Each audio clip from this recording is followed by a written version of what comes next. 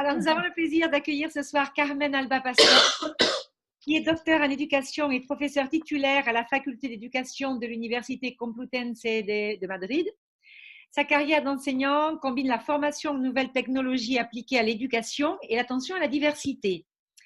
Elle a été directrice de l'Observatoire Complutense de l'accessibilité à l'enseignement supérieur et de la chaire Microsoft-Complutense d'accessibilité à l'éducation.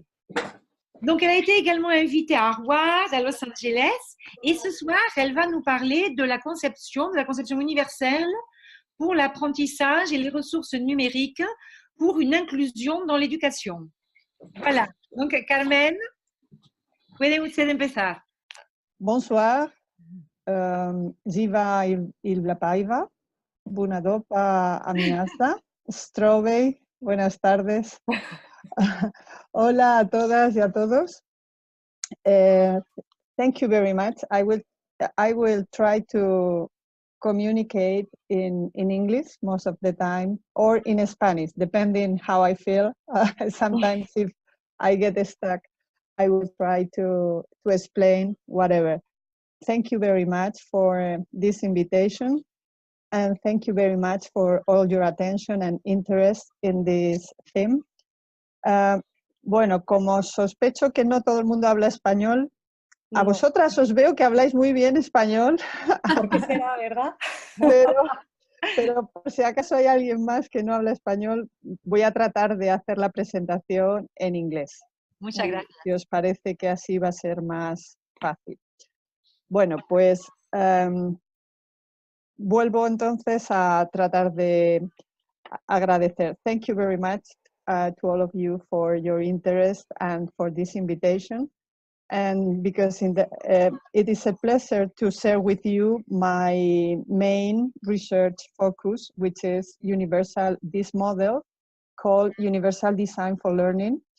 And along the presentation, I will introduce this model, and which is very interesting for inclusive education.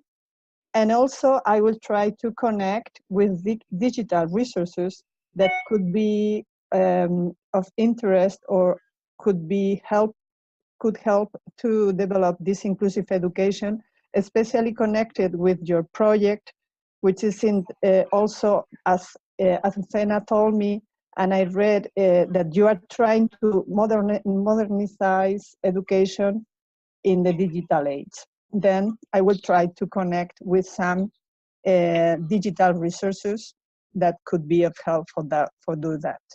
Then the structure of the presentation will be introducing the Universal Design for Learning model as a framework for inclusive education.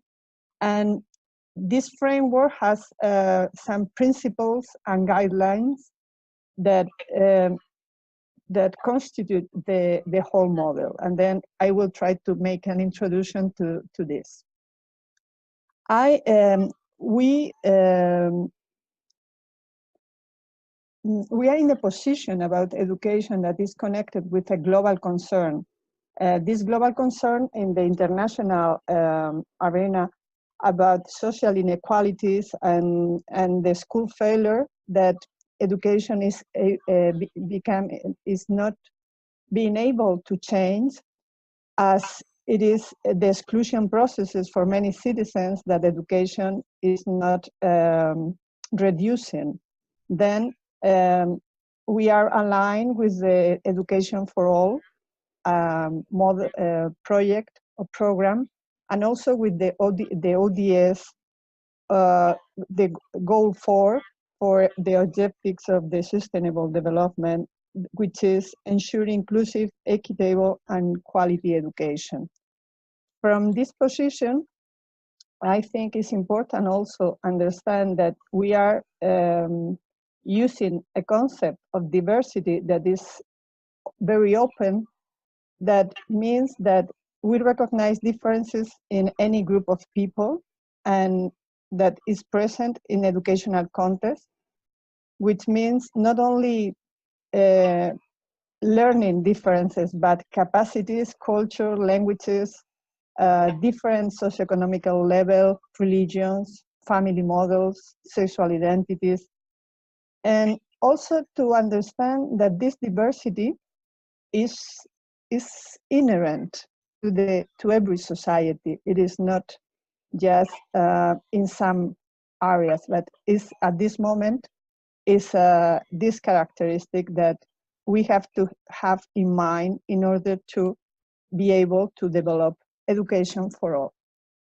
That means that if we accept that this diversity exists, we need to understand that education should offer options and be flexible in order to answer the needs of all these different students. Not because we are programming different school curriculum, which is impossible, but understanding that within our curriculum, if we focus on the curriculum can be a tool that to offer different options and be flexible in order to get all the students achieving the goals that they are entitled to. Instead of homogenization, maybe we have to try to understand that I use this metaphor or simile that our students come from different positions and they can make a different travel in the system because they probably will follow different also at the end, different ending of the line. Then in our conception, it could be a need of changing the way we look at the education as a only for homogenization, but trying to respond to the difference of the students. And for that, we have the challenge of trying to be sure that when we look at education and how we see education is able to recognize this diversity. This is a small game. And in the first figure, probably you will see one image or two images. Some of you will see the vessel, some of you will see the faces. But after you see both images, you now recognize all the time that there are two images. And the same in the other image. You can see the young woman or the old woman. Have you seen both? Yes. Then perfect. Because when you see both images, then now you are always able to see both images. This is a game, of course, but when you in education, we have to be able to understand and see the complexity. That in our classrooms, we cannot believe anymore that the students are this row of people and with no differences. And the challenge is to understand that we work in very complex contexts with very alive context and changing context that need to recognize the complexity and also that many differences living together. And all these differences are part of one image, one class, one context. Then for that reason, we need to be able to have flexibility and options to answer these differences. This could be the difference between including or excluding our students during the teaching process.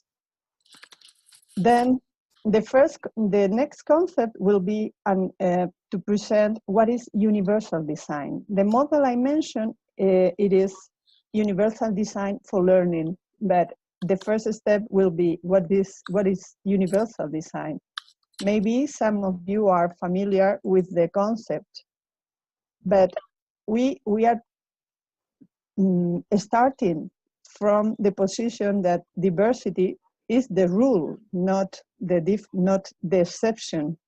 In any class, we will have, in any context, we have different students, and as it is in the society, we are trying to understand that when we design thinking only in the typical user or the typical citizen or the typical student, we will probably be designing, creating barriers, because we are not taking into account the diversity.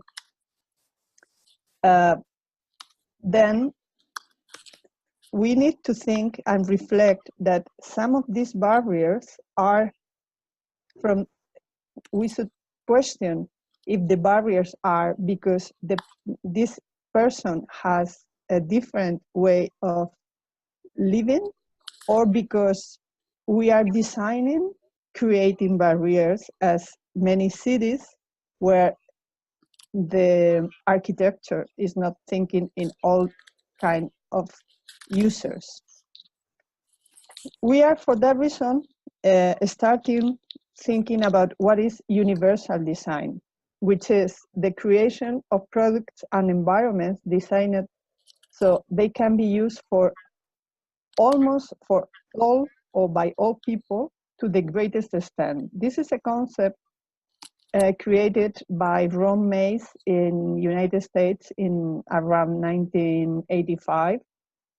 And the position is that there is not a typical user, but many different users. And we need to keep this in mind when designing any service, in order to avoid having to design afterwards, to design many adaptations for every different kind of user. And the hypothesis or the position is, if you keep in mind all these different users from the beginning, everybody is part of the design, and you put the answers of the solutions, you keep it in mind from the beginning. This is very familiar now in many architecture buildings and cities where architectural barriers are disappearing, or because they keep in mind different options. Not because there is one solution for everybody, but the design try to keep or provide different options or flexible options. Let's see, here you have avoid this barrier, but also you keep the ramp and you keep the escalator. And here you have the stairs and you have the elevator, or you have the ramp and stairs. Or here that you have this design from the beginning with different options who keep this in mind. Then this is also now very often in most services in society. In one of these situations are the TV, when the programs now you can choose if you see you can watch any TV show, and you can choose to have subtitles, and even more you can have subtitles in different languages, which is very helpful in order to have access to all the information in that program. And you don't have to do nothing very special, just to choose if you want the subtitles or not. This is the concept, or one of the samples of the concept of universal design. Now, as people can use subtitles or not, depending on their needs or preferences, which means that when you have this option, now you can, this benefit to all, because you don't need to be deaf in order to read or use the subtitles. You can use the subtitles for many reasons. Then when you provide this option, it's this benefit to many users. Also, when we can see this in the technologies that we can use, in example, we can the products are designed in order that every user can adapt the design or the configuration according to their interest. Because when the design has been done, they kept in mind all the different options or many different options to be used. Then the universal design, we can recognize 3 keys in this concept. The first one will be that there is no one user type, but multiple ones. And for that reason, the key could be provide alternatives. Also, the second of these keys will be to keep in mind that diversity should be considered from the beginning of the design, not avoiding in that way to afterwards making adaptations or difficult adaptation.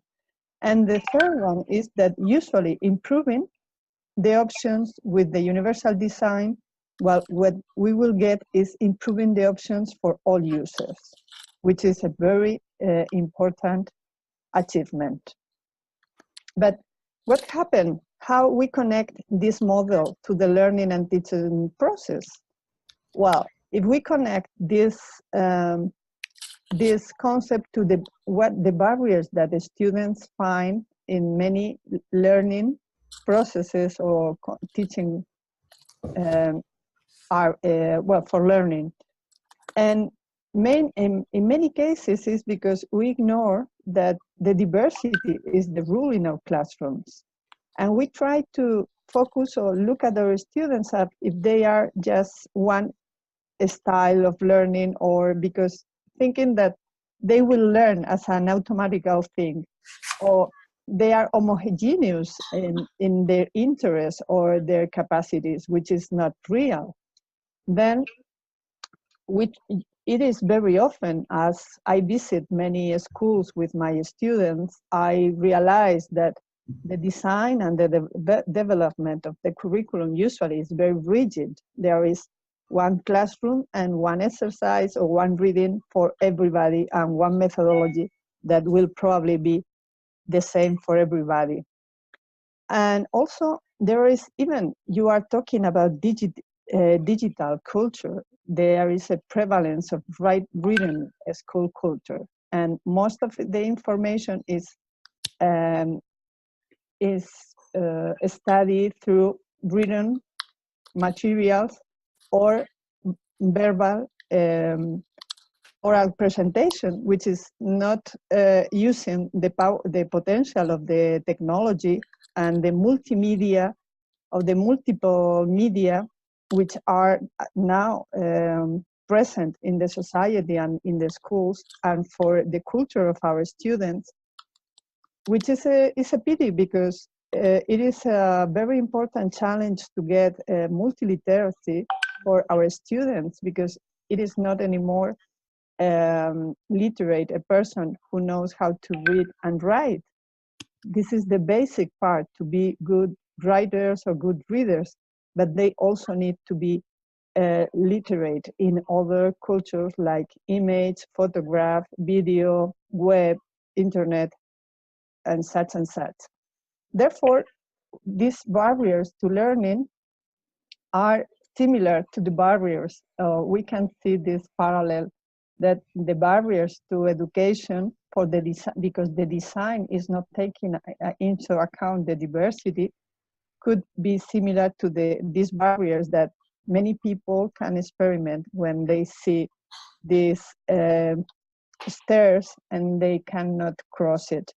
And is the problem in the person, or it is the design? And we can find part of the problem, or most part of the problem could be in the design that we do. For that reason, I am presenting you the Universal Design for Learning model, which try to make education, try to improve education and make educational context processes more accessible for all students. The Universal Design for Learning is a concept that also start in United States and in around the same date that the Universal Design of Ron Mays in the 1980s. And it's a framework that they create, these people create. I am researcher, I study this model, is part of my study and research. Well, this is a framework that has this goal to improve teaching and learning for all people. But instead of planning from only from theoretical position, is trying to base on scientific knowledge coming from different elements. The concept Universal Design for Learning, UDL, from this point, is a concept that start because this group of researchers, David Rose, Grace Mio, Ann Meyer, and Skip Stahl, they start working in Boston in the hospital, Children's Hospital in Boston, and they discovered that they were trying to do individual adaptations of the curriculum for every kid that was in the hospital. They get the curriculum from the school, they make the adaptation, and then the IEP, and then they every week had to do the same adaptation. Then they realize and reflect that probably the problem was not the kid, but the problem was the curriculum. The curriculum was planned excluding from the learning context those students that were not in the middle part of the statistical distribution. Then they were excluding all these people that were in the margins, not in the center part. Then they realized that maybe changing the focus and trying to make more flexible and accessible the curriculum, they could integrate or take into account all the students. Then the UDL keys in teaching is that we have to think in all the students, not only those in the middle, in the center part or the middle part, but also those that are in the margins, because they have higher results, or because they have difficulties that we need to consider all of them. The second one will be the concept of diversity and flexibility, because sometimes if we have in mind the diversity and we offer flexibility, many of the barriers will disappear. The third element that we have to consider is, as educators, as teachers, our tools or the secret or what we have in our hands is the design of the curriculum. Is what we have that we can change in order to be accessible to all students. And when I mean curriculum, is not only contents. I mean the design of the goals, of the contents, the activities, the evaluation, and the resources that we use for teaching. And the goal, the key is the challenge to improve the quality of teaching for all the students, not only for those that are able or easily they can follow the curriculum, but for all the students, especially when they have difficulties. The foundations of the UDL are we can recognize four foundations. First one, the learning theories, the contribution of technologies, the innovation or the contribution from the results of and the advance in neuroscience. And for me, very, very important is that they analyze and study the result of the research, but especially research in teaching context. What is working and what is good, and what is working when teaching. and from the research and from the teachers' experiences. And putting all this information together, they have created this model that is called Universal Design for Learning. You will recognize when I mention, in a few minutes, when I start explaining all the components of the model, you will recognize especially the influence of the three theories or three authors, especially the contribution of Vygotsky and about the development area, zone, and the cognitive structuring from Brunner influence in all about the development of the scaffolding and his theory of constructivism, and also the Howard Gardner contribution of the theory of multiple intelligences, especially for those elements that relate that why it's so important to be flexible and offer different options for all the students. From the technologies, the experience has identified that technologies have an important potential because they contribute not only because it's a fashion and motivation element for our students that could be good, and we can take advantage of that, but especially because the activities and tasks that they allow the students to carry and to develop, they can do things that they couldn't do it in that way without the technology. And then it could be one of the important elements. Also because when students are involved in certain kind of activities, they have access and they interact with information in different ways. They can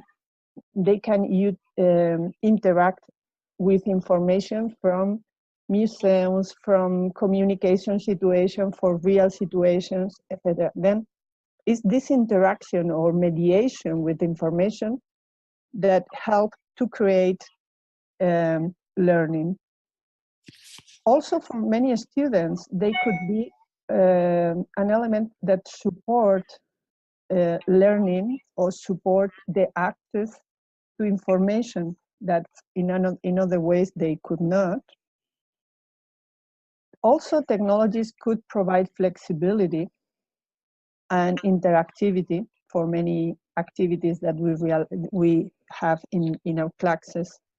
And also because they could be interconnected, and the networking of the information in different representation systems. You can have images, video, you have text, you can go to many places, and these multiple representation systems could be of interest and enrichment for our students.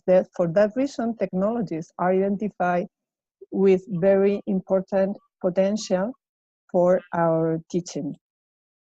The contribution of the neuroscience will be especially focused in the variability of the brains and the learning. For that reason, we are different outside in how we look, but our brain, it seems that it is more different, or is as different as we are, and this variability will have an important place in the learning, how every student learns.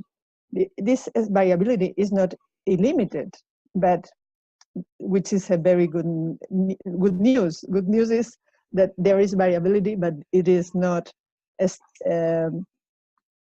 illimited. But there is a variability that we have to take into account when we are teaching. Also, the specialization of neurons and networks then who allow us to understand different elements and components of the teaching and learning. And also the importance of the interconnection of the neurons, and which for us is, we can translate it to the interconnection of knowledge, how knowledge is becoming, because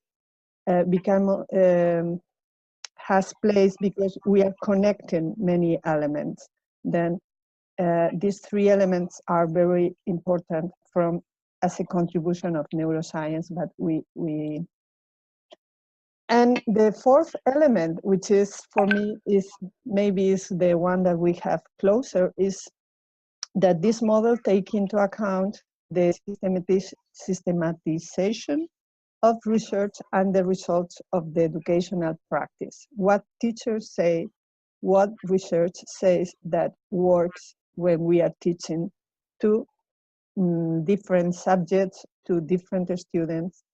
Also the contributions from teachers, from their experience. And this model also is good, that is open to any teacher to provide their contribution from their experience or participate in this model. Then, starting with the model, now I will start. Then, what is this that I promised from the beginning, but I didn't start yet? Well, the model called Universal Design for Learning is organized, is a framework. As I say, it's not a methodology with 10 steps, no. It's a framework we try to connect and put together all this information regarding three relevant elements or three relevant components of the teaching and learning processes. And it's organized around three neural networks that are specialized or especially relevant for education. Then I am not talking about neural networks, but the information and the components of the model are organized around these three neural networks, which are the first one instead of the last one are the affective networks, which could be considered the beginning of the learning process, which is why somebody starts learning or is interested in learning. And this is focused and organized around the affective networks. The second group of networks are the recognition networks, those that are connected with the what is need to be learned. And the third one is the group of strategies or components related with the strategic networks, those who are related with the how to learn, how learning occurs and how to learn. Then I'm going to present the model around these three. The model is designed around these three networks. And the structure of this model, of the framework, is that every network has from every of these network has a consequence, one principle, which means the affective network, the way of learning, merge one of the principles of the model. These three parts are the principles of the model, which is for the affective networks, they imply or provide multiple means of engagement in order to activate the affective networks. In order to activate the recognition networks, the principle of the UDL is to provide multiple means of representation. And to activate the strategic networks, the how of learning, the model provide, or the principle is to provide multiple means of action and expression. The idea is that the brain is specialized, but learning doesn't occur because in only one of these networks. We need to activate all the networks in order to get the learning having place, which means that we have to, at the end, when you have this model in mind, you have organized the information, but you need to activate all these networks in order to get the information, which is we have to activate the motivation of the student to learn. We need to activate the recognition networks in order to get the information which need to be learned. And we need to do something in order to learning to have place, which is we need to activate the strategic networks because they are the networks that are implicated in the process of learning, how the learning occurs in the brain, the task that the student needs to do in order to learn.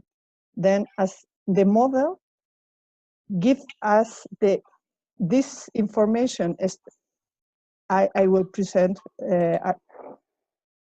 then the model will be organized in this way. The principles, these are the 3 principles, but all that information that I mentioned that came in from the teachers, neuroscience, and research are organized in categories, 3 categories or guidelines for each of these principles. For providing multiple means of engagement, it will be three guidelines. Then the first one is to recruit the interest of the student. Also, those actions to sustain effort and persistence. And another group or category which will be provide option for self-regulation.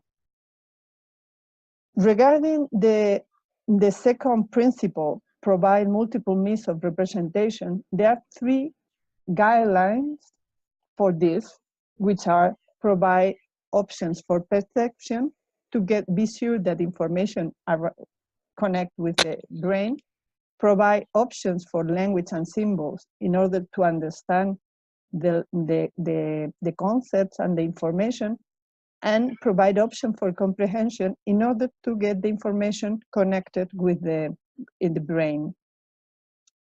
And to activate the strategic networks and connected with the principle, provide multiple means of action and expression, the 3 guidelines are to provide options for physical action. This is connected with what the students will have to do in order to learn. Provide options for expression and communication of how can they interact with the information and how they show what they have learned. And also the third one will be provide option for executive functions, which this means that to provide options in order to activate the executive functions to control the learning process.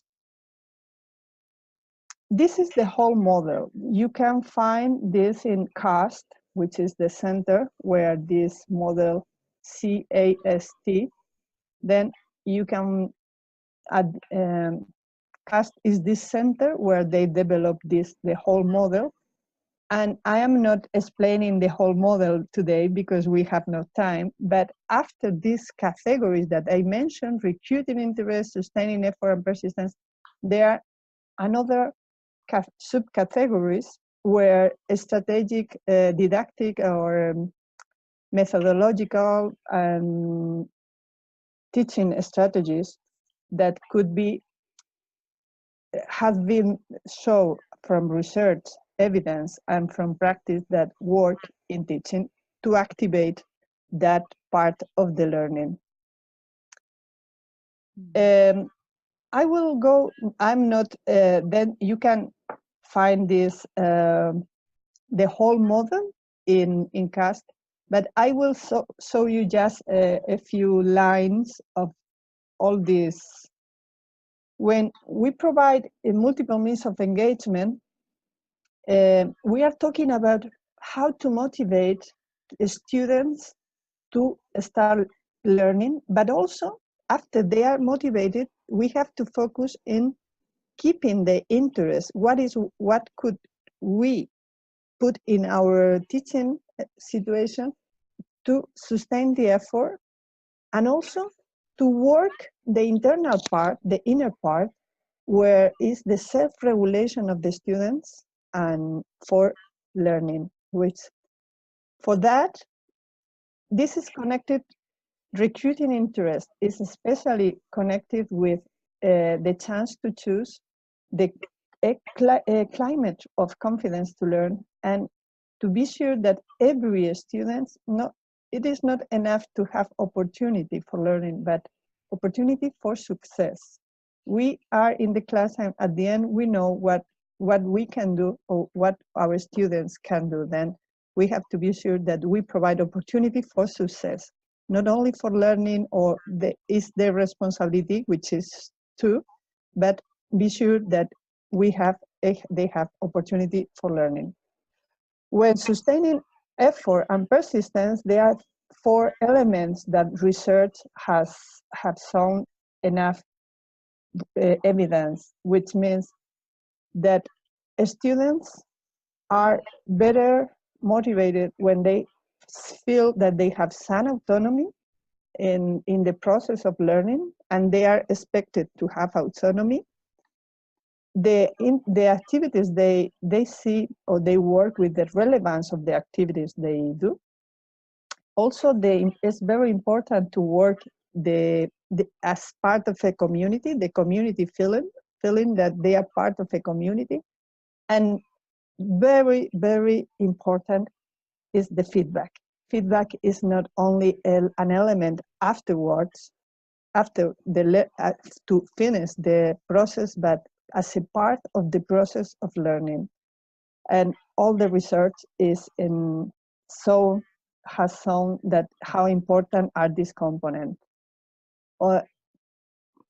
And for self-regulation, is trying to develop, we need to try to develop, our students develop self-consciousness about the learning since the beginning, since early childhood. This is not only for students in high school or in the university. Reflection, expectations, and coping strategies and self-evaluation need to be elements and components of the process. For that, teachers saw that how important reflection and emotional education are as coping skills for being able to take more control and be more conscious about their learning.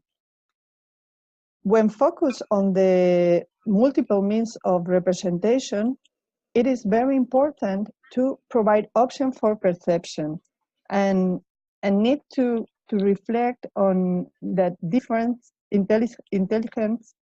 And we have the chance with the digital resources, we have the chance to present information in different ways.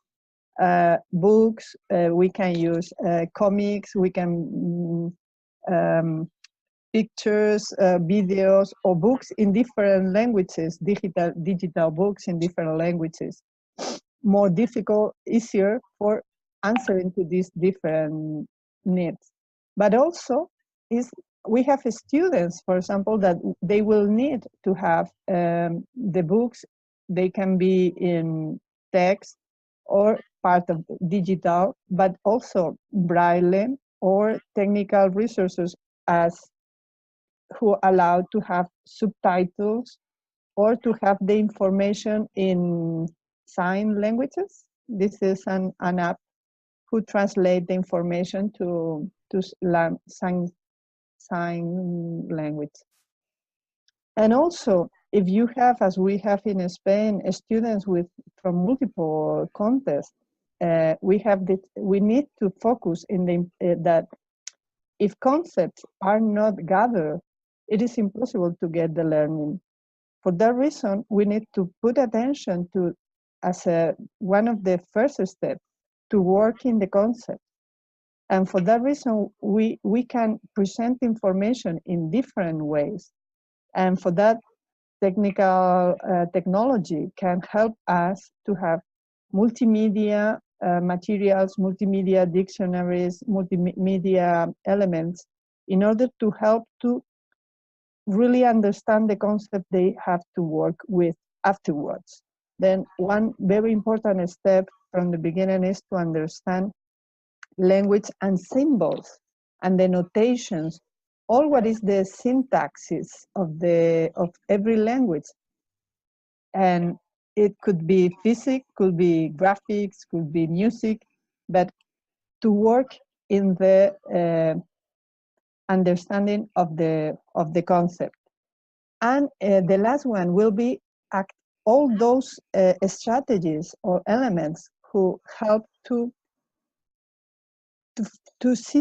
connect the information, the new information, to connect it with the previous knowledge, identify what is the most relevant information, and guide the processing of the information in order to be able afterwards to transfer and generalize that information, and to be able to recall or to get that information whenever you need it.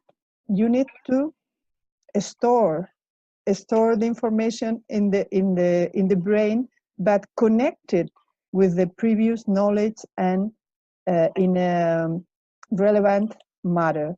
And for that, we have many elements that we can use from the digital resources, especially all this demonstration of information through videos and all kind of graphic information, helping to connect words and images and processes as a part of the learning, because learning is not the information by itself, but the connection and the how we process that information.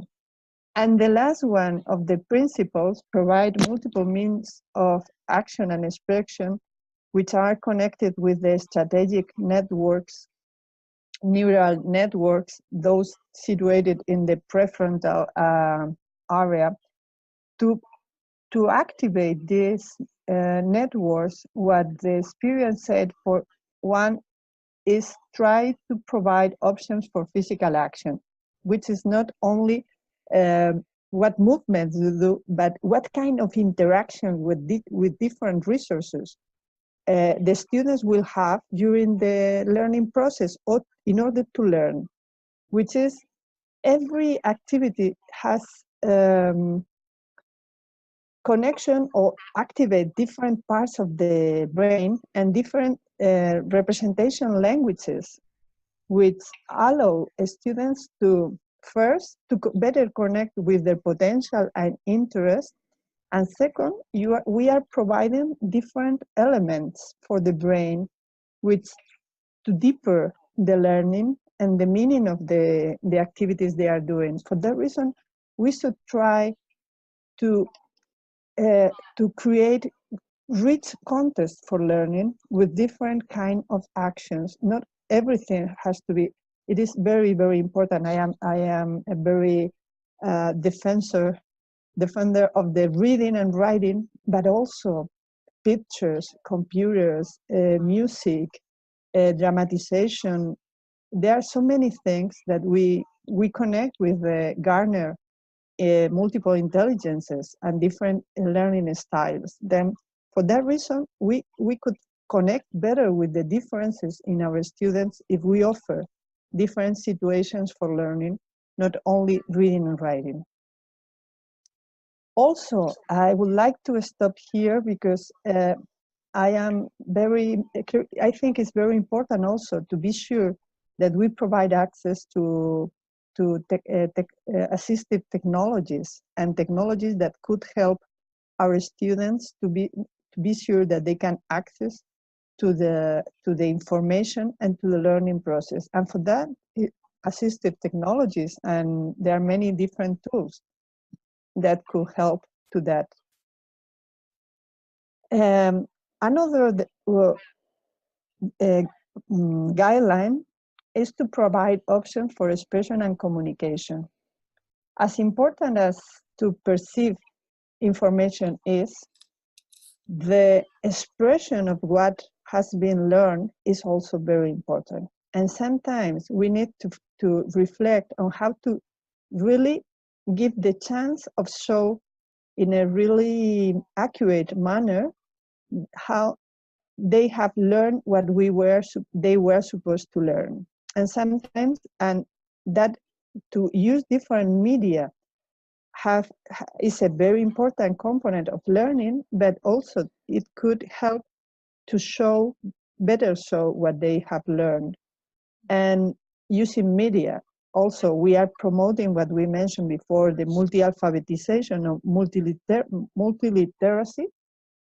And then they learn from every different media how to express writing, but also speaking, also writing in a newspaper or writing a report by a video. And another of the guidelines is not only the media, but be sure that we use the best tool for the task they can use. In example, we have digital resources to create in history timelines or maps, conceptual maps, or to make some videos about experiments that they can do during the classroom, not the professor, but the teacher, but the students also. Or they can use comic stripes. There are so many tools that we can use for them to be familiar not only with the WhatsApp, but also there are these tools to create their learning and their thinking and putting all this information together to create different stories with these tools. And the last one, I will finish very soon, is to provide options for executive functions. The executive functions are these processes that guide the learning, and they are considered the brain of the brain. They are, or the brain of the learning, are this process that need to help to learning to have place.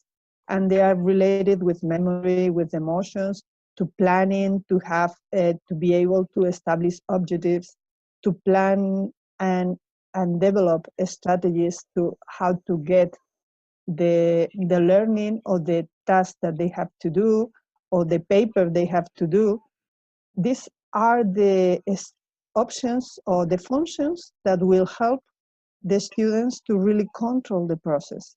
And sometimes we have to help and teach and practice with them to develop all these functions, because there are some of them that they naturally have, but also we need explicitly work in these functions. And this is something that we discovered that with some students, we need to help them to improve their functions or to compensate or complement, because they have a very small, not very efficient memory, working memory, and we need to work on that.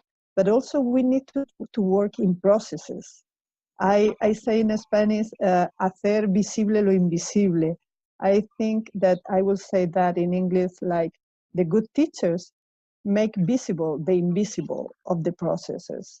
And we need to help students to gather that processes because usually they are invisible. And for that reason, we will need to reinforce the working memory or work with the very explicit, visually work in the strategy or the steps to take place in order to get a goal, in example, or to keep working in groups. And we have many apps and resources, digital resources, to work in the executive function, because they help to keep in mind time or have a to-do list or habits or the control of the homework.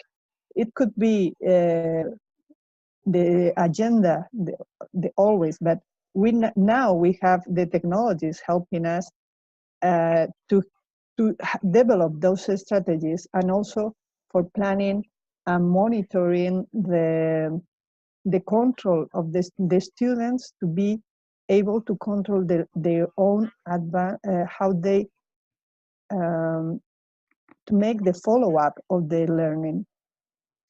Then I will finish here summarizing just we have the model is organized around the 3 neural networks, and all these networks, they have a principle, and all these 3 principles provide multiple means of engagement, representation, and action and expression.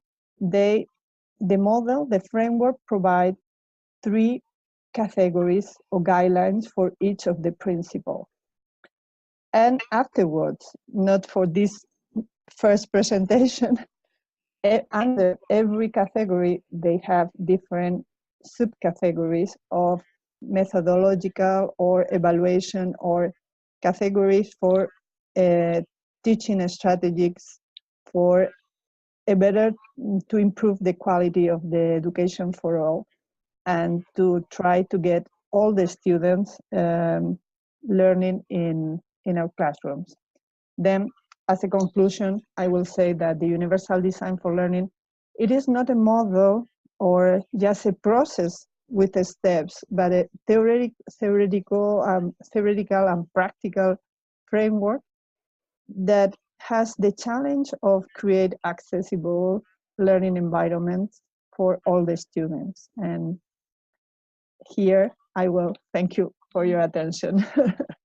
Merci beaucoup, beaucoup, Carmen, pour cette conférence très, très intéressante, très, très complète, avec effectivement une liste très, très concrète de ce qui peut être fait pour amener effectivement les élèves à réussir. Est-ce que vous avez, dans les minutes qui nous restent, des questions à poser à Carmen? Oui, c'est vraiment très intéressant et très, très, très complet, hein, Carmen, hein, comme... voilà, hein, oui. Est-ce qu'il y a une ou deux questions? Oui, Michel a une question. It's very interesting, and I learned a lot. We used it's interesting because in Quebec, in the system of all the cégep, we talk about that. We talk about the universal design. We call it Conception universelle des apprentissages in French. And what I was thinking is, it's very useful for the learning of all type of students, but for the teacher, what is the goal, like not the goal, but the effort he has to do, because that means a lot. Like, there is a lot of fields to think about.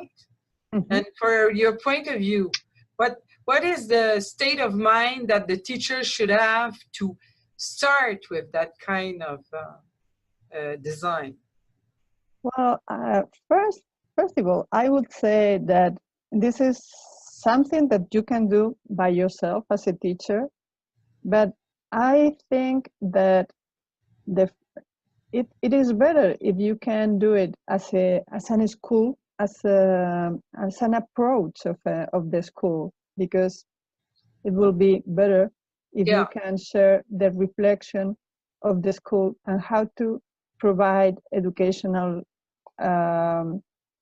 responses to all the students. And then for one teacher it will be difficult, but you can improve your practice if you reflect in every of these guidelines or group of elements. In order to reflect, it allows you to reflect in a systematic way about the different components of the teaching. Because afterwards, many of these elements that I try to put differently in order to present the information, but in the classroom they go together. Then afterwards, when you are reflecting on one thing of your practice, you said, "Oh, I am doing really feedback. Oh, myself, I realized that because the calendar I have with my students, I cannot give them the feedback, but I realized they need it." Then afterwards, I try to change it and provide feedback since the very beginning, because and also to reflect them about the paper they give to me, because sometimes I am not used to make them to reflect about that. I really grade the papers, and then, but now I realize that I need to put them in the situation that reflect themselves. About what they do. Yes. Taking the same criteria that I have. I said, well, the criteria for this paper, so to this assignment are this. And then they have to also reflect about what they did, not just, they give me some papers that, oh, I get this grade, but they don't know why. And this model, what is giving me as a teacher, is this kind of elements for reflection about the complex process of learning. Instead of just going by fashion things, I said, now we are all working about, in example, about multiple intelligences. Now it's fashion, and then everything is only that. And then we are losing the focus of the whole thing. Then for me, what is good about this model is a framework that help you to have the whole thing in mind. And then not, because you cannot look at everything together. It's so complex that we cannot analyze everything together.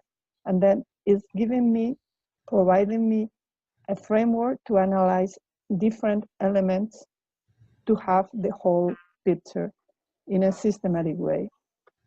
Thank you. And you're very welcome. Merci beaucoup, Carmen.